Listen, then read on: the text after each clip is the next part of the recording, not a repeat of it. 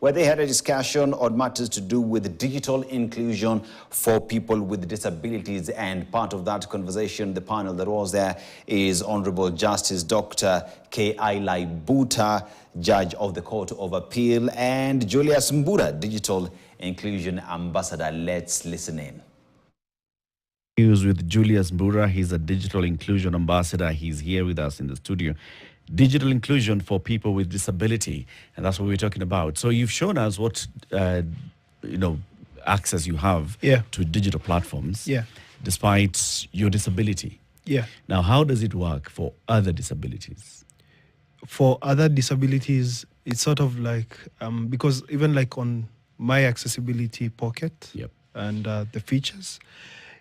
You have a variety of them. So for me, because I'm blind, I have activated voiceover. For someone who's low vision, they'll activate magnifying capabilities. And then you have other intervening apps that actually come to play for you to actually now interact with the phone fully, functionally. And for example, deaf, they have transcription features where now if you talk, it will transcribe if you don't know sign language. And now we have innovations that are coming to sort of like solve the problem that has been there over the years. And you can have even like live sign language, AI, having to sign for a person who's deaf. All right. Yeah, so there are pretty many, and people don't know about these features until they interact with them. Most of the time, people are like, no, that can't be. You can't use, and how are you using? And how are you able to interact, to reply to me, like, especially on X. Yeah, all the time I'm sure you're having conversations with people on X and they're thinking, this guy, he has an assistant. He's dictating. Even when people are sort of like sending messages to me, they're like, I want to talk to. Please tell Julius. And I'm like, I'm the one replying. So when you push for this, as you advocate for digital inclusion, where are you positioning it? You said you pursued law because you'd like to change things from a policy level, from a legislative framework. So let's start it from policy level.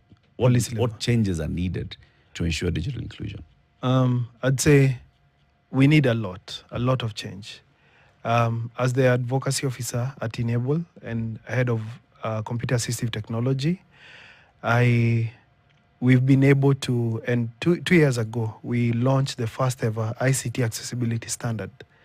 It's called KS 2952. It's actually for free at KEB's website. And all this is made possible because of like-minded individuals who see the gap and are willing to go all the way to make sure that persons with disabilities. Sorry, Julius, you said this is a disability standard. It's a ICT accessibility standard. ICT accessibility standard. What's that? Please start from that basic. So KEBS has ways of having standards that are enforceable. That would tell you, even for this radio station, you have standards that are regulated by Communications Authority. But it has to be structured. And you're given guidelines. This is how you need to do these things. For us, as Enable, we looked at standards that are working. And the EN 301549, which is a European standard, that gives a breakdown of how the digital environment is supposed to be accessible. They had done a really good job. So their standard is demarcated. It has hardware, software, digital documents, and all these things, even like spaces. If you're going to an ATM, how much space do you need if you have a wheelchair?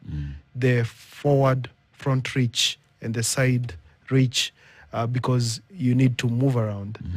And all these things are guided by the World Web Guidelines, WCAG, and it's getting technical. But the bottom line is they're supposed to give you a way to do things in an accessible manner. Right. And also include everyone, having universal design. So now Kenya has a standard. We have a standard. Okay. And now we are in the face of mainstreaming the standard for the whole of Africa. Okay. Yeah. What does having a standard now then mean for a person with disability? It means that's one right step to the right direction, because for procurement agencies, the government, persons who are in decision making for all these digital assets, they can actually now follow the standard to make the digital environment more accessible and accommodative to persons with disabilities. And I'm talking about even like the built environment. Okay. You know, like the traffic lights. Yep. In Kenya, I cannot cross the road by myself. Okay, I cross, but it has its risks. I've been hit by cars a couple of times in this CBD. So that autonomy of persons with disabilities, not having to depend on other people, that is what we are preaching. Is that also part of digital inclusion? Yes, because traffic signs. Traffic signs, yeah, because they have a software. They need to get information from somewhere else, a central system that will now command. And when the traffic lights are going, red or green, then there's voice output. For example, you get into an elevator. Sometimes you hear the elevator voice out that you're on second floor. Yes. Third floor. Yes. That is how I know that I've actually arrived. Okay. And then is that digital inclusion? That is digital inclusion. I see. Yeah. And then the buttons, they have braille on them. Yeah. So I don't need someone to press for me, the third floor, fourth floor. I can do that. For example, this morning I got out of my room, got into the elevator, went down. I had ordered for a cab. You see, all that is digital inclusion. Right. I ordered for a cab in my room. Right. Talked to the driver. Yes, I'm at Radisson, pull up. Went to the elevator, went down, got into the cab. Here I am. So digital inclusion is not just on using of gadgets. It goes beyond this. It goes into it's your daily life, really. It's your daily life. Yeah, it's a wholesome, because now if you look at it, we all depend on tech to get around and to do stuff.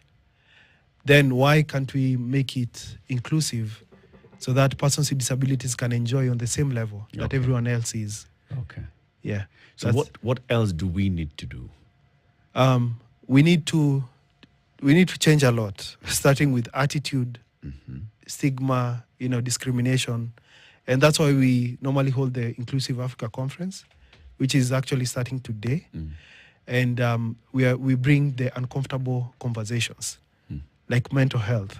People don't think about disability.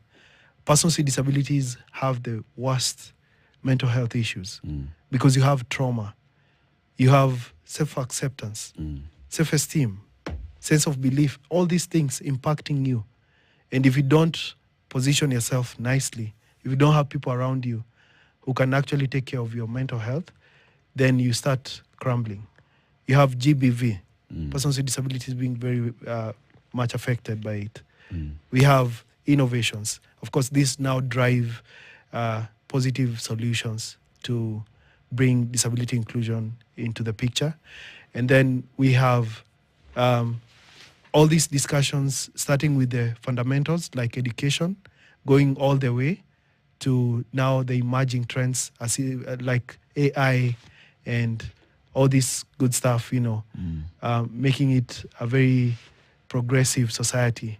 So we start small, but we make sure that we are very intentional, very deliberate in ensuring that we are not excluding anyone in the society. And that's why we bring 20 different African countries and beyond, the likes of Google, Microsoft, Meta, to now bring all these discussions on the table and look at the gaps and then try solve the gaps one step at a time. You say we. Who is we? We is Enable and the partners Enable. Enable. Enable. Yes, I-N-able. Then we have now Who's partners. Enable? Enable is a non-profit organization that empowers persons with disabilities through assistive technology, digital accessibility, and disability inclusion. You know, the question that is always asked when we're dealing with matters of disability is, how far does this stretch? Because you've given us the journey you've gone through. Yeah. There are others who are going through this journey. Yeah. They are in primary school. Well, let's start from the time even before they get to primary school and so forth, okay? Yeah. Do we have the facilities in this country to be able to diagnose and know about some of these conditions early enough? That's I've got 3 questions. That's number one. So that one understands the path that one would then need to follow to make the lives of these individuals or these disabilities better and easier. 1. 2, do we have the facilities that are required? Because there's thicker school for those who are visually impaired. Yes, exactly. But beyond thicker, is there or are there other schools where individuals, because that's just one school in the whole country, are there other schools where one can go to? Does our Ministry of Education understand the need or the steps to take towards inclusivity so that people who have these impairments are not discriminated against just by virtue of that disability? Yeah. Yes. So I'll start with the first question. Yes. Do we have the facilities to actually detect some of these disabilities before they get to us, right? And I'd say yes. But again, and my mantra in life is we work with what we have. So we may not have the sophisticated, equipment, but at the time where a child is being born, we have facilities and capability to actually detect these disabilities. The problem comes in where there is high cost implication, where now you are telling a parent you need to cough out 200,000, 300,000, and then a lot of referrals. You need to go here, you need to go there. But most importantly, I think what needs to be done is ensure that even for health insurance, for example, do you know disability is not among, and we have severe disabilities. We're not talking about like my disability. You have people who need constant care and health interventions. Yeah. So why can't we make insurance for these individuals accessible to them, for them to actually enjoy and alleviate some of these burdens cost-wise? So I'd say we have the capabilities of actually detecting at an early stage and having that journey easier for the parent and the community at large. But there's so many other mitigating factors like misappropriation, misdiagnosis. Like for me, I got misdiagnosed. I was taken to a mentally challenged school before I was taken to Thika. Sorry? Yeah. At the age of 10, before I lost my sight. How did they arrive at that conclusion? You know how, and I think this goes into like, we need like stiff policies and all that. So I was taken to Kikuya unit. They didn't see the problem because they were looking at the eye, not at the back of the eye. Okay. So we didn't have specialists at the time of the back of the eye. Or the equipment that could do that? Yes. Okay. So then I was taken to private doctors. And my mom, I remember, used to sort of like give a background. Oh, he's had this before.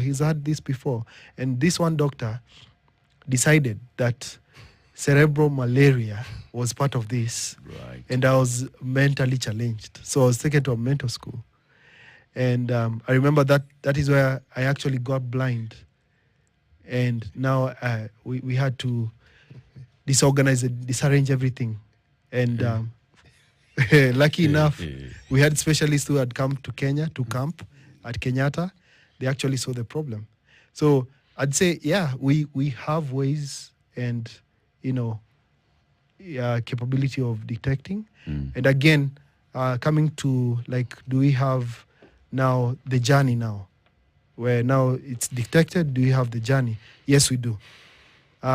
We have 16 schools for the blind in Kenya. In Ebo, we are in 6 schools for the blind. And we've established computer labs with computer assistive technology, the screen readers and accessibility features for the blind to actually use these devices independently.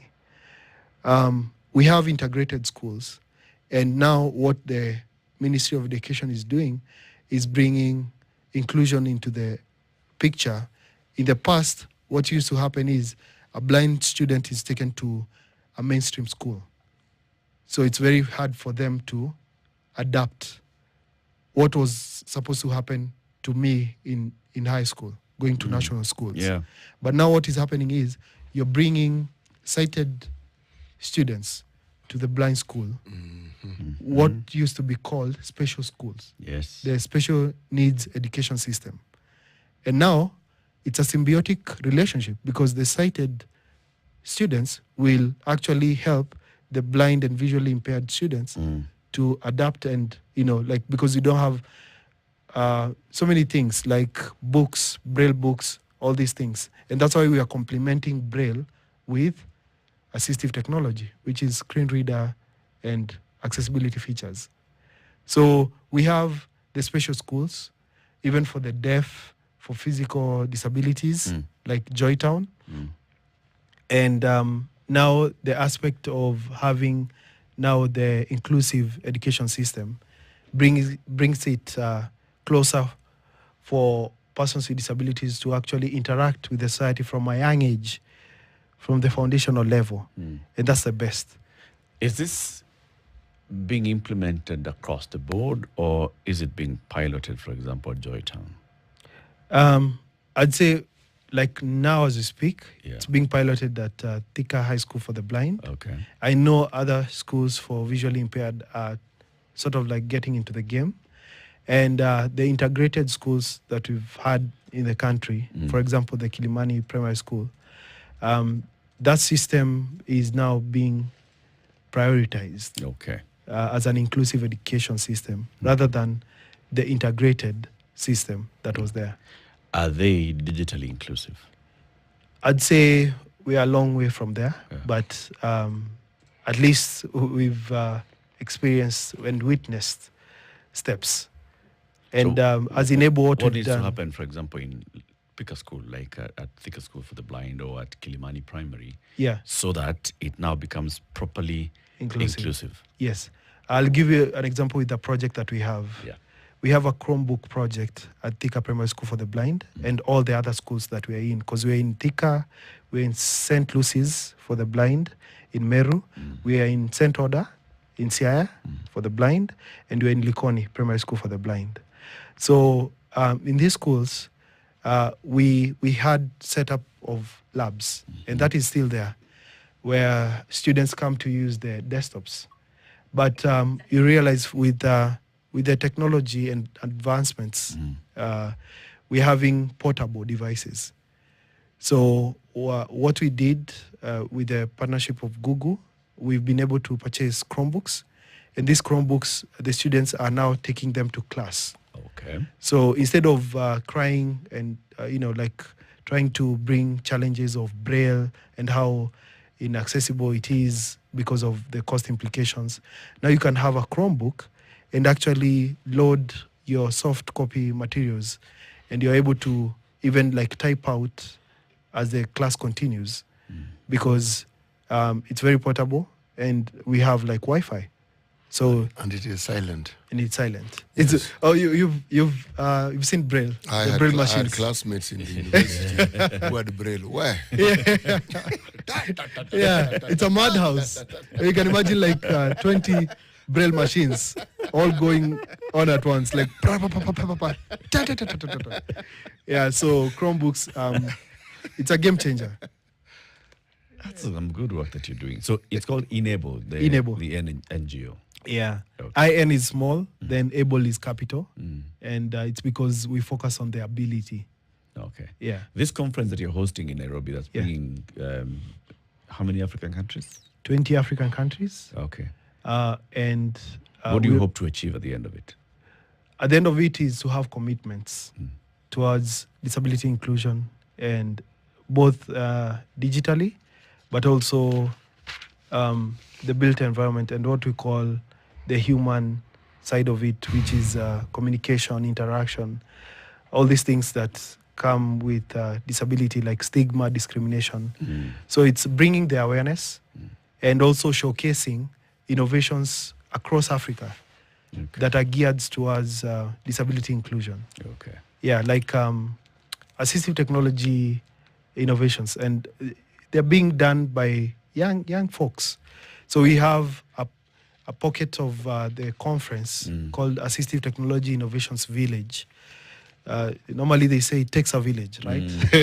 So you're bringing all these innovators, experts in the space. So they're like exhibiting there? Yeah, we're exhibiting, yeah. Oh, very good. And even like beyond Africa, we have international companies that are exhibiting also to sort of like contrast